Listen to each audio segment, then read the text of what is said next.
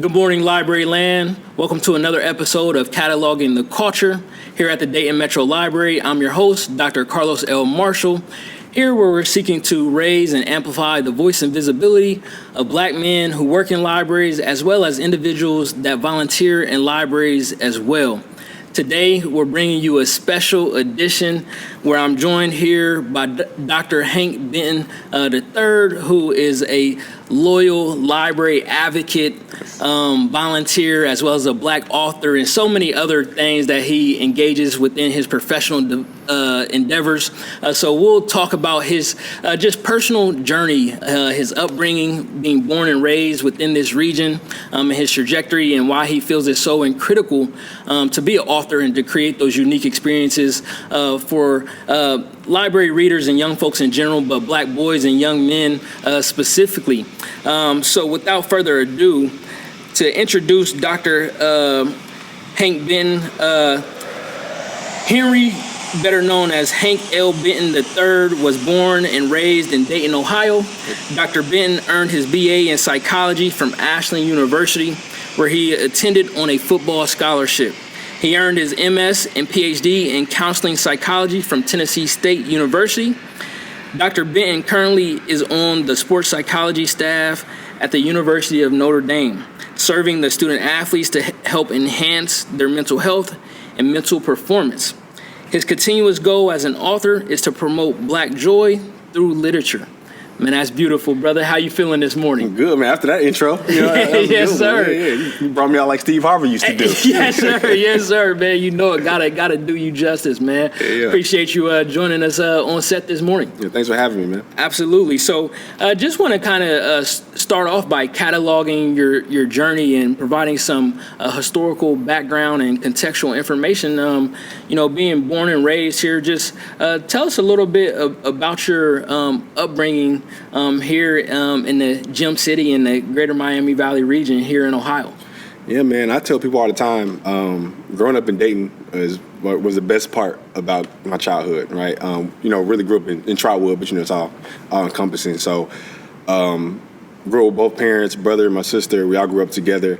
Just being able to explore the city, explore with friends and family, just being able to have warmth and support and love around just my whole childhood, right? So I think that really kind of amplified just how I went out into other spaces, right? So being from Dayton, being from a city with like grit and hard work, blue collar people, like honest, like good working people, right? So it's just that whole like process helped shape my identity, right? That whole love, the support, the community feel. Like even when I come back to the city, I always reach out to certain people, or people always want to know, hang out, let's go grab some food, whatever it may be, right? Just being able to see other people, like being happy to see them. So that was the nucleus and the core of like who I am today for sure. Just like being from the Gem City, absolutely. Absolutely, and that's beautiful. And I know as we were talking about prior to officially recording here, you were talking about how growing up in Trotwood, attending Trotwood Madison really just kind of shaped your cultural identity, and you kind of alluded to that there as well. And now both being professionals, navigating predominantly white institutional spaces, attending predominantly white institutions for the first time after we went to urban school district. Like, what was that experience like for you? Yeah, it was a culture shock. So again, I grew up predominantly Black area. I think I, graduated high school with 2 or 3 white people, really, So, and neither one of my parents went to college. At the time, I didn't know a lot of people that went to college in my circle and my family or friend group. So I thought all colleges was the same. So that Ohio State was the same as Tennessee State, was the same as Cal. I just thought it was all the same. What I saw on TV was college.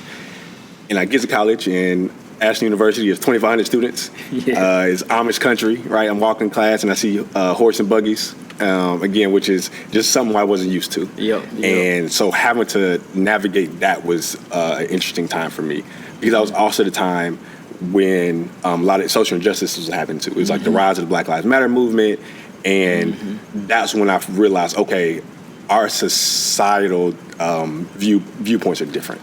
For the Black community and the white community from a generalized standpoint, right? So having to navigate my Blackness through that space was very unique. And I think it helped me a little bit. I mean, as much as it was difficult, it helped me understand the dynamics and really dive into like who I am as a black person, who I am as a black man, and then again that added to that core identity of who I am. So I show up as a black man in all spaces proudly and happily. Absolutely, I can definitely relate to that.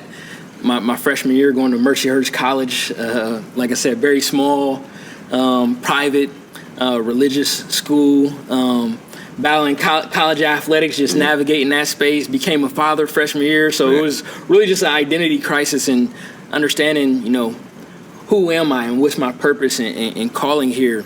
For you, ultimately going into psychology and then sports psychology, kind of what led you on to that trajectory, and how did you kind of find your calling within that?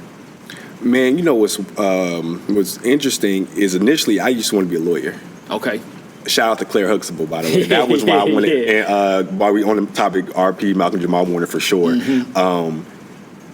Watching the Cosby Show, I just saw Claire Huxtable. I was like, I want to be a lawyer. Like that was just, she embodied just like power and ownership, and that's what I wanted to be, right? So long story short, I shouted a few lawyers like, that's not for me. So then I found psychology by accident. It was a class I taught senior year. I just had to pick something, and it was really interesting, right? It was, I learned a lot. Was diving into different like modalities and treatments and things like that. Very, very surface level, obviously in high school, and then I decided to continue to latch onto that in undergrad. So undergrad, majored in psychology, learned a lot about behavioral psychology, and then I was like, okay, I want to work with children on the autism spectrum. So then I was tapped into that. And then when I went to grad school at Tennessee State, I met a close friend of mine. She was in the sports psych track, kind of created her own sports psych track at Tennessee State. And I saw what she was doing, and I was like, I want to do that. Because what you're doing in sports is something I wish I had when I was going through my anxiety and depression and adjustment that I didn't have the words for, name for at that time. I was like, I want to be that person I wish I had, especially as a black man, again, but in white spaces that I was like trying to occupy in. So to me, that's kind of how I led into that. So it started from the representation of Claire Huxtable, shout out to Felicia Rashad, right, and to again the other representation of another black woman, my friend who was a sports psych. Yeah, absolutely, man. Appreciate you elevating her voice. Shout out to the black women watching the podcast and those who are not, for sure.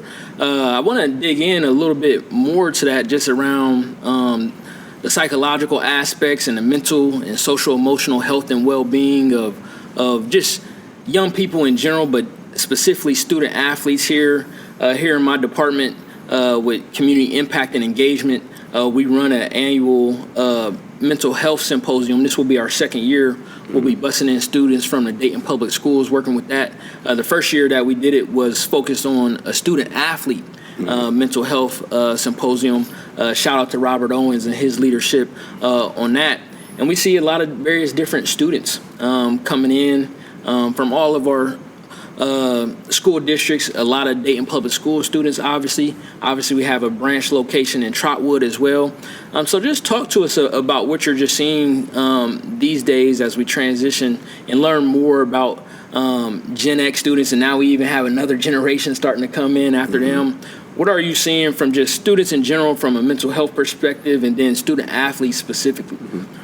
Yeah, that's a good question. I think right now we're in a process where we're trying to continue to decrease the stigma of mental health and mental well-being, and it's still really surface level at this point, right? So it's good that people are engaged with it, but right now it's all about like yoga or spa treatments, right? It's the glitz and glamour of what like self-care is in that part. But like diving deeper into the root causes of why we need to change, why we want to change, emotional exploration that leads to regulation, that leads to growth, right? So I think we're at a point to now we're doing a good job of having the awareness is there. And the youth are talking about it. They're more open and vocal about it, especially like just what I'm seeing. And I think that kind of will help us get deeper. So from an overall standpoint, we're in a good trajectory. We still got a long way to go to get there for sure. And from a student athlete perspective, we see it. I think the last few years we've seen a lot of it, especially when our pro athletes start to speak out. Remember the article with Kevin Love? He had talked about his mental health struggles. Simone Biles, that was a whole thing. Like she's a millionaire or whatever, and she has some mental struggles. She shouldn't have that, right? So again, people are seeing. Doesn't matter who you are. Yep. Our pro athletes are speaking out, which kind of helps our student athletes say, okay, I'm not alone in this, and people that are in the spaces that I want to get to, right? It's opening up. So that really, I feel like that helped a lot.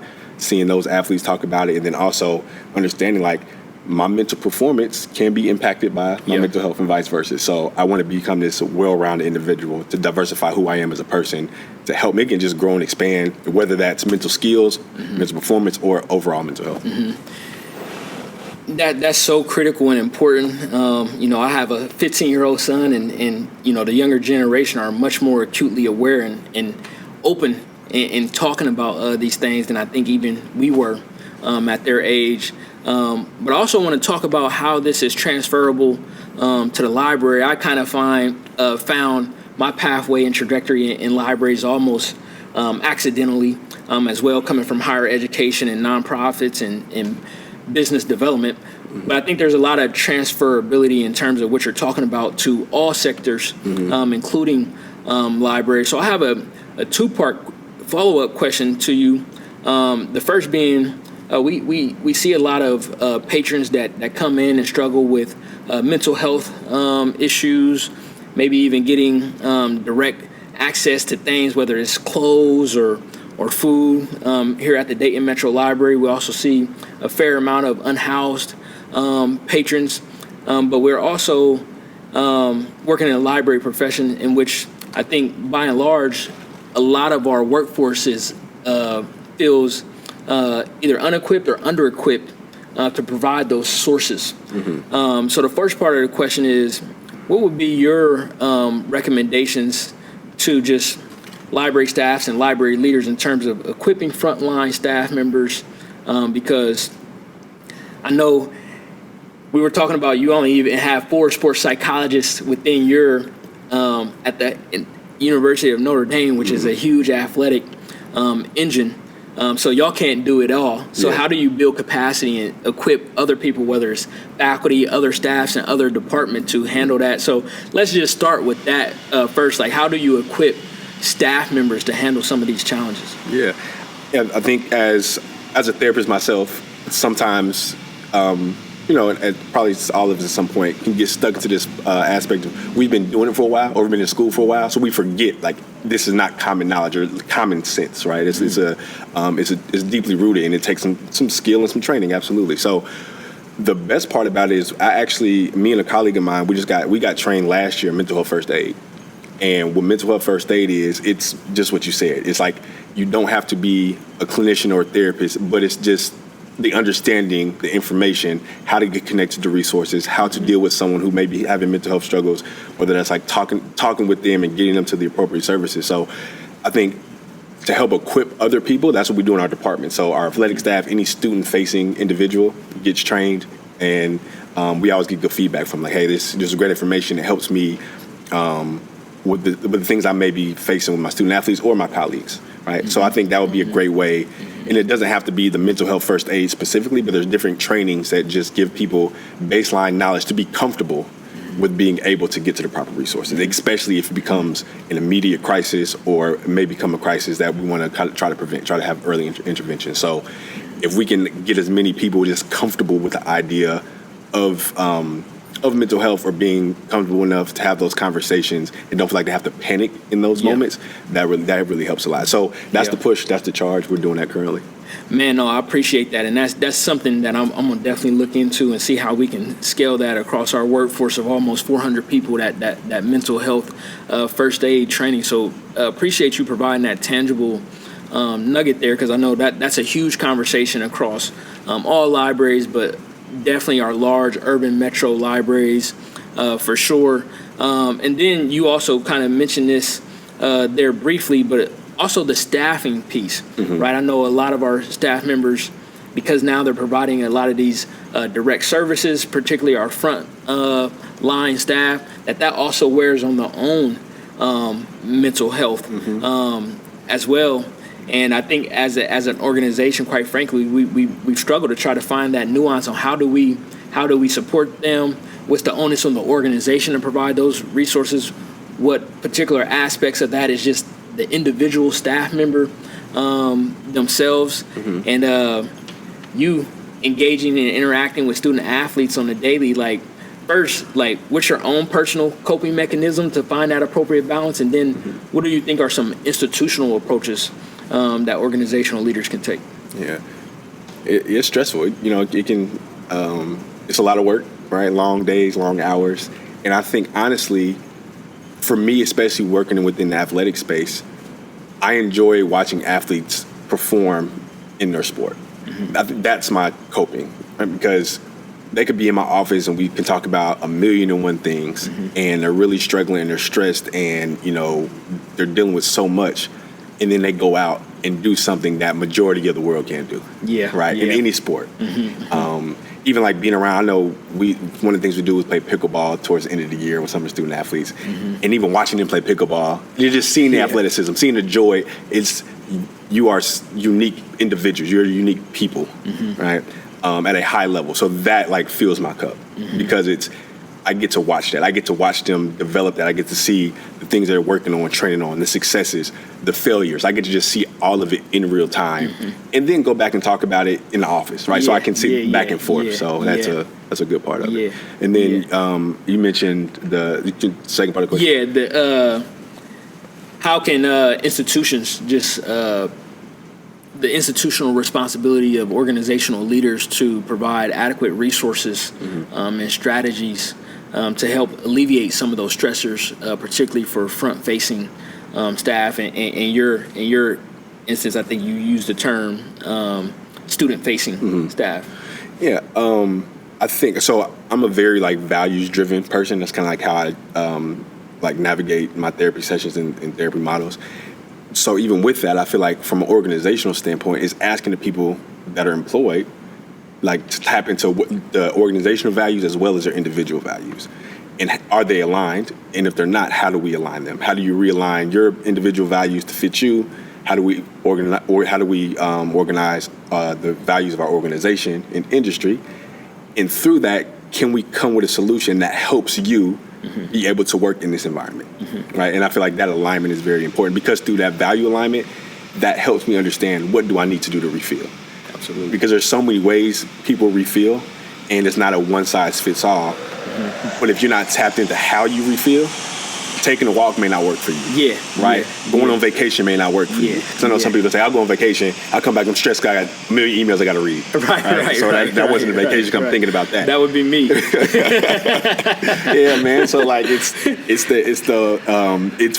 really aligning yourself with your values and talking amongst the staff. Like, what do you value? Because then that'll just help everything flow better from a coping standpoint. I appreciate that. And I also want to kind of turn the page here as well and talk about how you've been able to take all of your life experiences, your professional experiences, and how you've turned that into trying to cultivate a love for Black joy, as you mentioned, as a book author, multi-time book author. We have them both here on display here. Yes, Dad here, as well as H is for HBCU. So just talk about, and I know we've had you here a couple years ago, featured on a panel with young Black children's author for our social justice speaker series, and I know that you're doing a special story time at the Trotwood branch here in just a couple of hours, so appreciate you doing that as well. So just talk to us about what led to the impetus and the inspiration behind becoming a children's author. I've always been an avid reader. Like, growing up, I went to Broadmoor Elementary. Right across the street was the library, the old library, and we used to walk there all the time. And going over there and just like tapping into books, it just really inspired me. It made me think. It made me think critically. It made me tap into my imagination. It made me want to go out and read more and talk to others about reading. It gives you a conversational piece. It gives you information that you want to share. So that was just being an avid reader, have a love for reading was the main one. And even when I was younger, I was like, wait a second, I'm reading books and I don't see a lot of, black representation, but even at a young age, I've witnessed that. I'm like, well, we like to go to outer space and underwater and all of these things. Like, why, like where's that for us? Yeah. And I remember the two books that really, really great books. Bud Not Buddy. I read that in elementary school. I love Bud Not Buddy. Again, my first insight into Black history, like deep, like Southern Black history culture, being from Ohio. Yeah. Right? Yeah. In a way that I can understand. And then A Long Way Gone. I think it's Ishmael Bay's name. I don't want to mess it up, but the book is A Long Way Gone, about a child soldier survivor, right? And his in Sierra Leone, I believe, and his journey from that, and then coming to America, and like that whole aspect. Great books. That's a lot of deep, heavy trauma, right? It was just a lot of it. Yep. And as great as they are, I wanted to add to the joy of it. I wanted to say, yeah, we have all those books and they're important and we need them. And where's the ones that just make us smile, make us feel good, right? Absolutely. I picked this up from having a bad day, and I just want to read it with my people and not having to dive into the trauma of it, because we can go into our deep trauma every day, right? Every single day, right? And it's good to kind of just step away from that at times.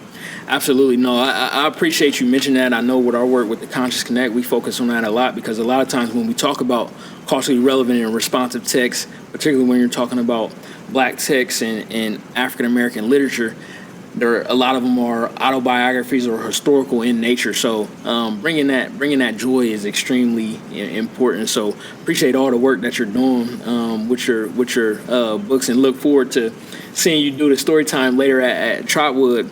But I also want to talk about just kind of the volunteering aspect in the libraries, but not only libraries, other educational spaces as well. I know I've seen you do story times and be a guest reader in schools as well. So just talk about why that's important to you and what your experience has been with that, and why it's important for other Black men to get in those spaces, because we're oftentimes not represented as storytime readers. That's why we launched the Hometown Hero Initiative, highlighting Black men, from the mayor to other people coming and reading at story times. We did a Black men reading challenge to encourage people to read and log their hours. So just tell us, why is that important to you, and what would be your advice or even call to action of your other fellow Black men? Yeah, I love the reading logs. I used to do that all the time. Get the prize at the end, right? You used to have a maze, all that type of stuff. Yeah, throw back to the childhood. For sure.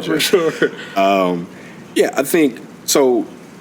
God has chosen me to be the vessel, right, for this creativity, for this book, for the position I'm in, and because of that, I need to continue to share that as much as I can. I need to go out and just do good, right? And I think that's something that I really value and aspire to be, just every day. What's the best version of myself? What does that look like? And the part of the best version of myself is going out and inspiring other people, because that also inspires me. So reading and giving that representation of, hey, I see this Black man that is maybe doing things that I want to do, or again, somebody could look at me and I'm the Claire Huxtable for somebody, right? And whether they become an author or not, it's like, hey, I see something that I want to explore. And because there's not many of us in the space, that really allows me to tap in and have conversations, and then see the joy that kids and parents and educators have when I'm around. Again, filling my cup up, giving me joy, giving me energy. And I just feel like it's really important. So just being a vessel that God chose me to be, and then my charge is for Black men to do the same, right? Figure out what that passion and purpose is for you on this earth, right? And lean into that heavily.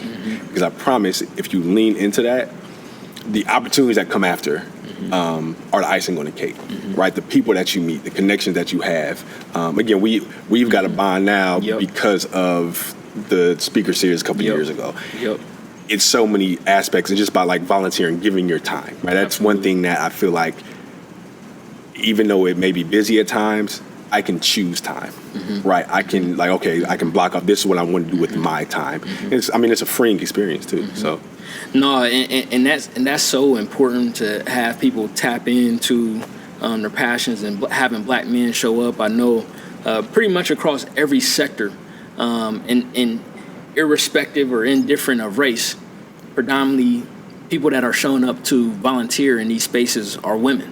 So, we also have to have intentional conversations as men, in general, Black men specifically, about what it means to look up in service, right? What does it look like to be a servant leader and showing up and volunteering at various different community events and everything like that. So definitely appreciate, all that you're doing and showing up for library and the other spaces that you work in within your respective communities. And, as you talked about, you could be declared Huxtable for somebody else, whether they become an author or not. But for people watching this podcast that are interested in becoming an aspiring author, just talk about any words of encouragement or advice that you have, and what was the writing and the publishing journey like? Because it's one thing to write the book, it's another thing to actually get it published. Yeah. So I'm gonna look in the camera and say this: write it. Yeah. Write it. That is the thing. Write it. Yeah. That the outcome of the outcome stops people a lot, right? So what if I write and people don't like it? Yeah. What if I write and people don't buy it? Yeah. What if I waste my time? Yeah. Right? What if I mess up? It's the thinking about what if I don't, right? The outcome of the outcome, which is, but like reframe that, like, okay, what if you write this and it changes somebody's life or inspires somebody? It changes your life, whatever it may be. So that's the main thing. I say write it. Just even if it's a thought, idea, a sticky note, whatever, just write it, right? Yep. Just start the writing process. And then the conversations and thoughts will flow from there. I think that's the main thing. Just write it, right?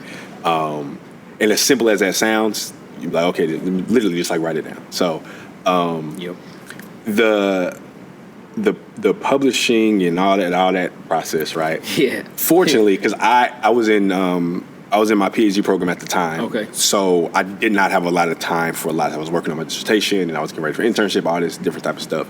So I met a publisher by the name of Tim Bond, really good publisher, and he helped me out throughout that. He took care of the formatting and ISBN, all those situations. Yeah.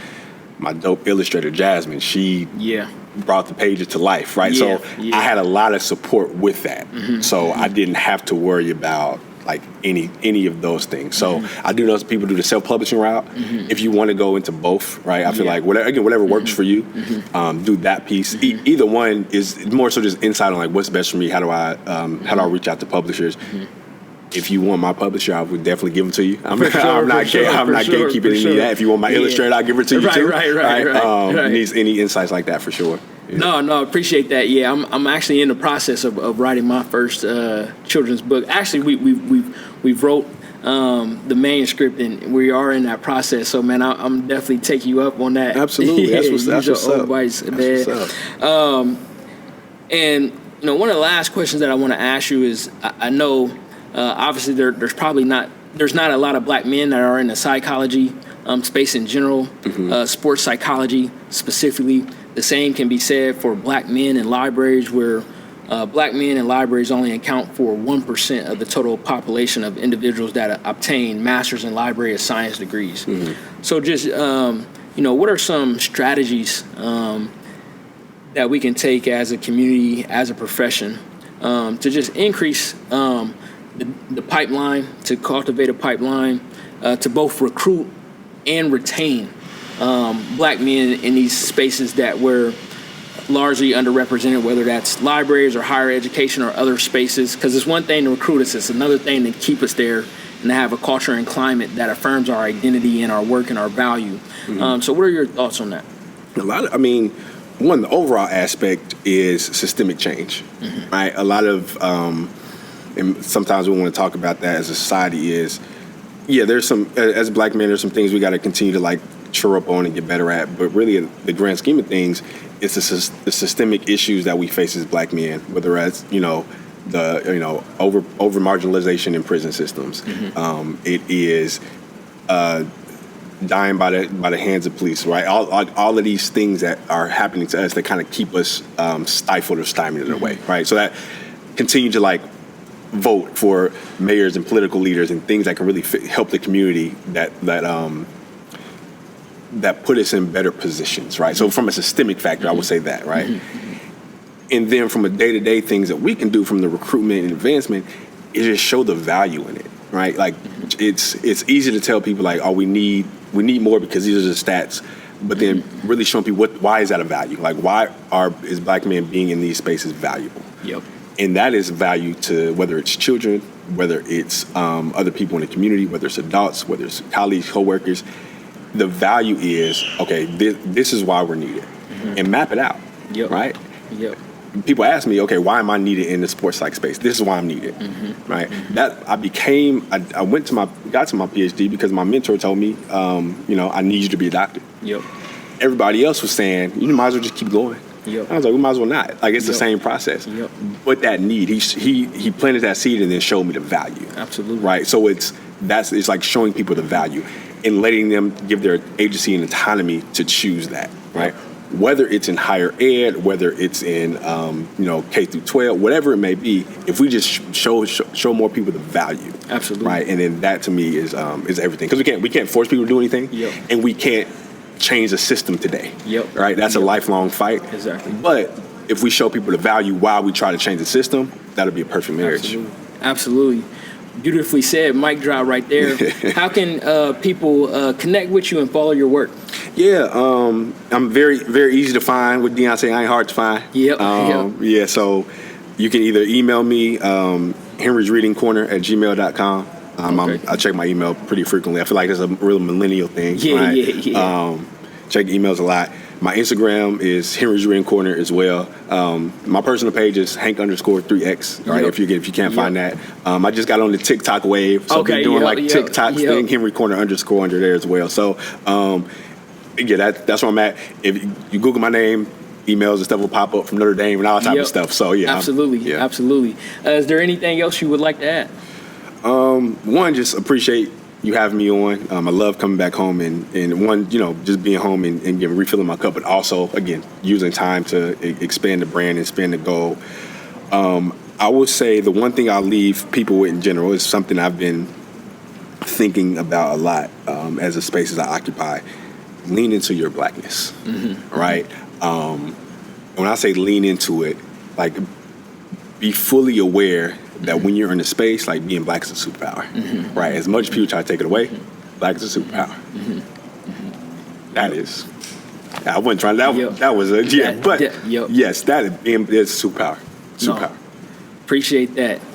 You heard it. Lean into your Blackness. This was another episode of Cataloging the Culture, this monthly podcast where we highlight Black men such as Dr. Benton, just their powerful narratives, their stories, their upbringing, the contributions that they're making to libraries as well as other professions. Can't wait to see you next time. Thank you so much for listening and tuning in.